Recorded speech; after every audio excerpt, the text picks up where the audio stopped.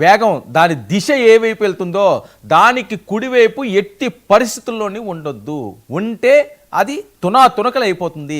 ఒక్క పీస్ కూడా కనిపించదటండి. దీని వేగాన్ని పెట్టి చూస్తే, దీని తీవ్రతను పెట్టి చూస్తే పరిస్థితి ఎంత దారుణంగా ఉందో, మోంతా ఎఫెక్ట్ ఎంత విస్తృతంగా వికృలంగా విరుచుకుపడుతుందో వేరే చెప్పాల్సిన అవసరం లేదు. ఒక్క ఎగ్జాంపుల్ చాలు. వాతావరణ శాఖ నిపుణులు చెప్తున్న మాటలు ఇవి. చాలా జాగ్రత్తగా ఉండాలి.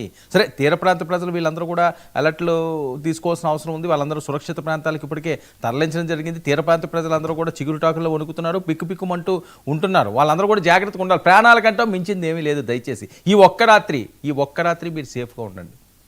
మీకు నచ్చిన చోట, సముద్ర తీర అలల దగ్గరికి వెళ్ళొద్దు, చెట్ల దగ్గరికి వెళ్ళొద్దు.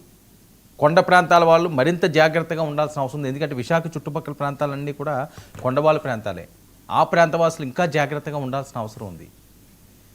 ఏవైనా షిప్పులు ఉంటే ఇప్పటికే ఆల్రెడీ షిప్ యార్డ్లకి, పోర్ట్లకి వీళ్ళన్నిటికీ కూడా అలర్ట్ చేసి ఉంటారు. కానీ సముద్రం మధ్యలో ఉన్న షిప్పుల పరిస్థితి ఏంటి? వాటిని ఇమీడియట్గా అక్కడి నుంచి తరలించాలి. ఎందుకంటే ఇంకొక 3-4 గంటల సమయం మాత్రమే ఉంది.